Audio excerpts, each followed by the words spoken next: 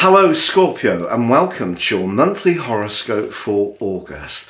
This is for the Sun or the Ascendant. As ever, I'm going to give you a broad overview of what to expect, but please stay with me. I will dive deep to give you in forensic detail all the key issues to look out for.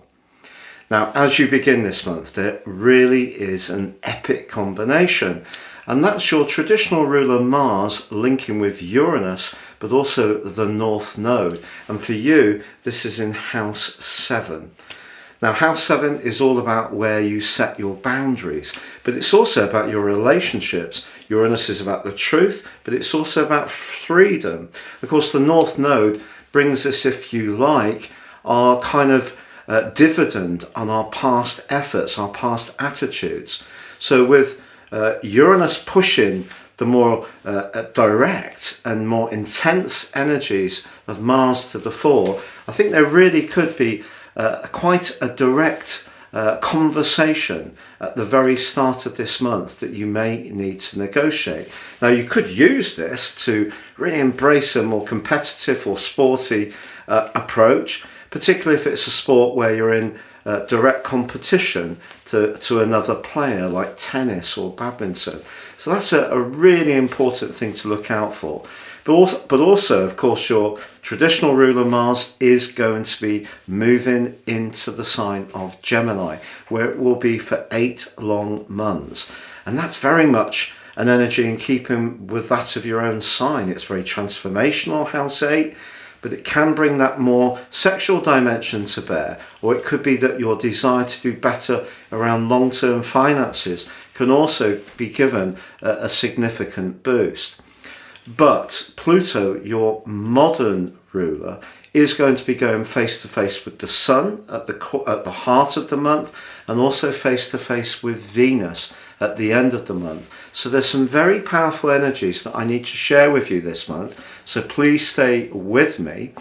But if you are new to my channel, I'd be honoured if you would subscribe. Please click or tap on the bell notification symbol. If you've already done so, thank you so much. I've crashed through the 100,000 subs mark, and now I want to get to 101,000 as quickly as possible.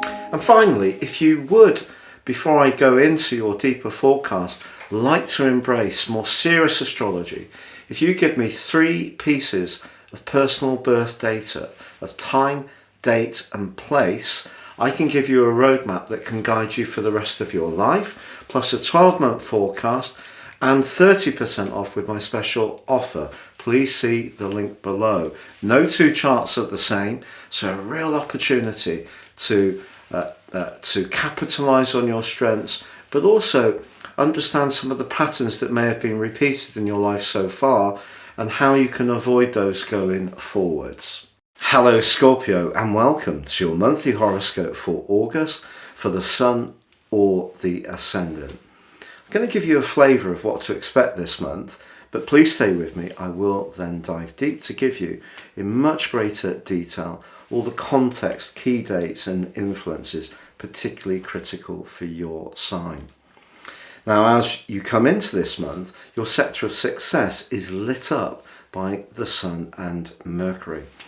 The Sun is in its home zone of Leo, which means that its ambience, its warmth, its energy is really strong in terms of your goal setting, thinking very much about the responsibilities you'd like to have, anything to do with work, but also your connections perhaps in your local community around voluntary activities where you have some kind of leadership role can be very much to the fore, and how you feel about things such as your status, whether that's important to you or not.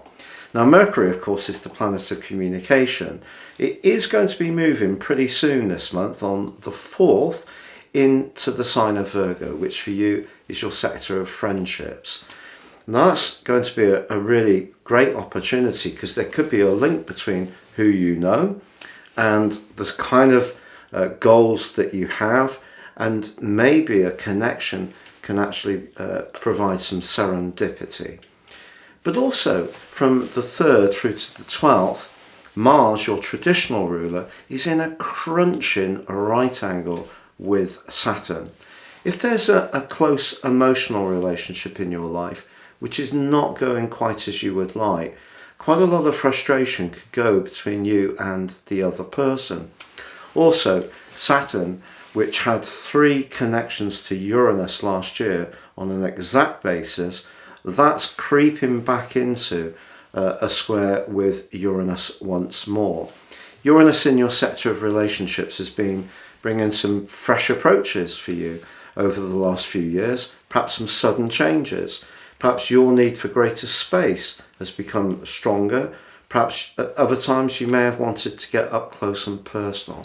But what Uranus is about more than anything else is the truth. So the truth of your relationships and how you relate is really being highlighted at the present time. But Saturn's in the part of your horoscope to do with your emotions, your family life, your sense of security. So there could be some tensions around close alliances this month, because with Saturn and Uranus tightening up and pretty well going to be in a square for the rest of this year, but your ruler Mars and Saturn in a right angle from the 3rd to the 12th, there could be some quite harsh exchanges, quite honestly. And part of the issue could be that someone may feel that you want to be totally in charge of the relationship. You may feel that's absolutely not the case at all. But the Sun's very proud in the sign of Leo, so keeping the lines of communication when it comes to collaboration, which is very much to do with the 11th house, is going to be helped a lot by Mercury's transit into the sign of Virgo, which it governs on the 4th.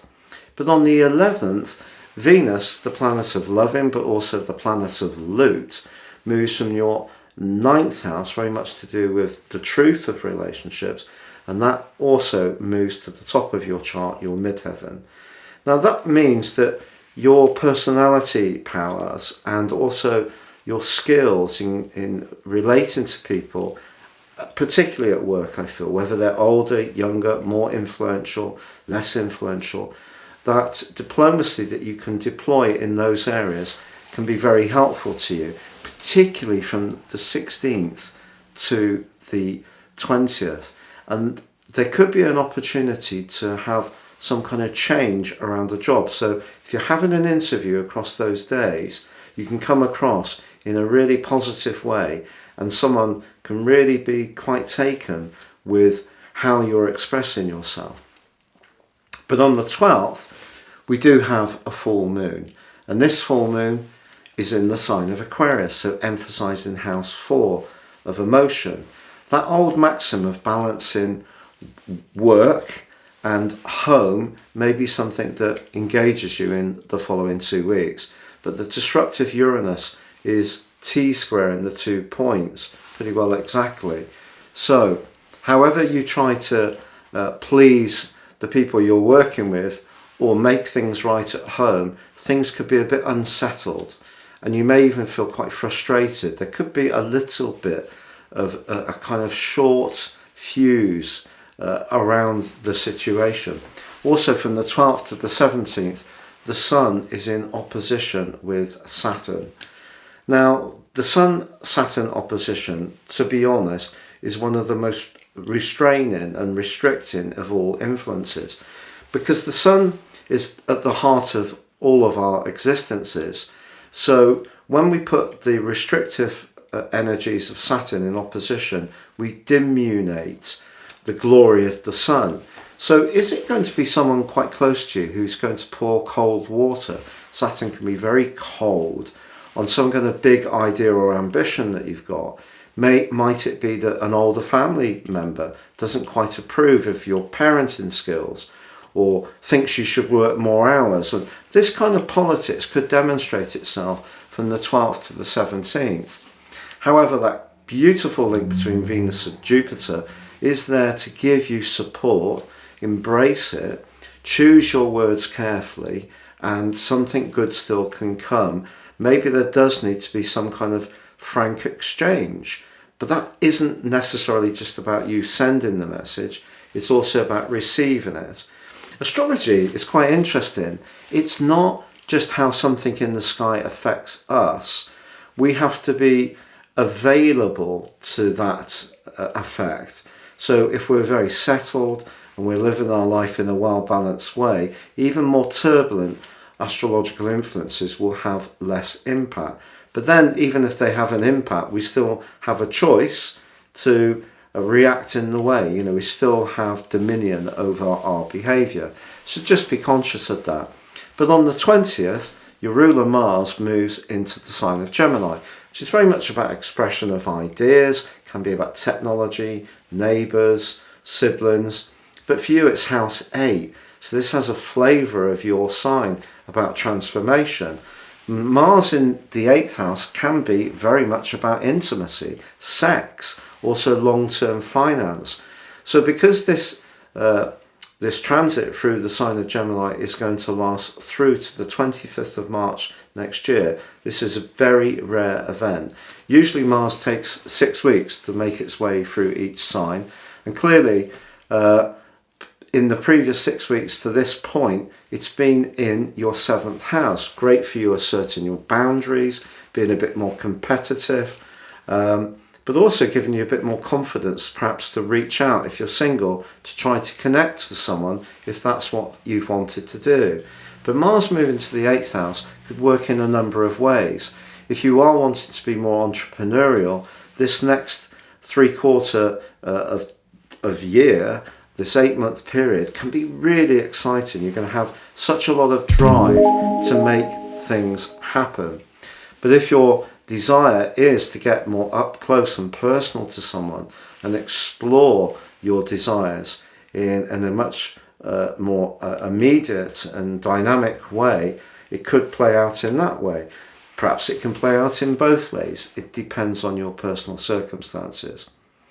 The 23rd, however, does see the Sun move into Virgo. Now for you this is house 11, but Virgo is very much about discrimination. House 11 is about friendships. So the Sun here is asking you to have a think about who's really good for you. You actually have, or we have, a Virgo new moon on the 27th, but it's squaring up to Mars. The 8th house can be about money. The 11th house are connections to others. I think it's true to say that it's important, if you're thinking about any collective financial push or change, you think through the situation with great care, because Mars can be quite impulsive. The 11th house can be quite people-pleasing. It's very much about networking. You also have on the 24th Uranus going into a retrograde in the 7th house. If you've been avoiding looking at a tricky issue around your approach to relating somehow, maybe you're one of those folks who's been on your own for some while and quite content with that, and you've convinced yourself you're quite content with it. Uranus retrograde could ask you some questions. If that's still true, or are you changing?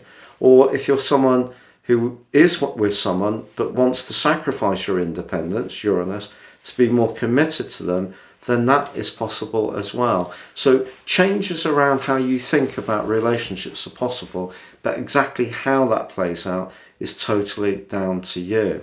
Now from the 20th to the 25th, Mercury in your sector of friendship is forging an amazing link to your modern ruler of Pluto. Now that's in house 3 for you. Everyday conversations, some kind of heart-to-heart, brains trust, big powwow with someone that's important to you, or perhaps you're just thinking very much about your future, the 11th house, and having some deep conversations or doing some very potent search and research. That's all possible from the 20th to the 25th. But then Mercury moves into Libra, which of course is the sign of balance, but also of relating. But for you, house 12, that could just quieten you down, see you be a little bit more reflective. Also, Venus, right at the top of your horoscope, which is giving you a lot of potential to connect to people who are influential, that comes into an opposition with Saturn. Saturn in the 4th house, it could be that some kind of dilemma between balancing the needs of people immediately close to you with relationships at work. Maybe you get on really well with a line manager or a colleague, and they're asking you to help them out with covering some shifts or some kind of new project, but it might go down like a lead balloon at home if a partner's needing your support and they feel you're too focused on your professional situation or keeping other people happy. So some kind of cooling around an important relationship is possible as the month comes to a close. Despite that, Mercury does forge a link with your traditional ruler of Mars in the last week, and a confidential conversation can provide a lot of reassurance. But the new moon, which occurs on the 27th, is going to take you into September, and it's all about your direction of travel, your higher ideals. The transits of the Sun, initially Mercury and then Venus, are much more about the physical desires, goals, ambitions, status, maybe to do with property, maybe to do with applications, maybe to do with a business. But the 11th house is more spiritual. It's a very Aquarius influence, and that's square to Mars in a part of your scope that's very much to do with desire, means that your principles, particularly around earning long-term money, are going to be something you're going to be tested around in the following month, or you have an opportunity to in some way revitalize. It just depends on your unique circumstances. It's been a real pleasure being with you, Scorpio. Thank you so much for being with me. Stay safe and goodbye for now.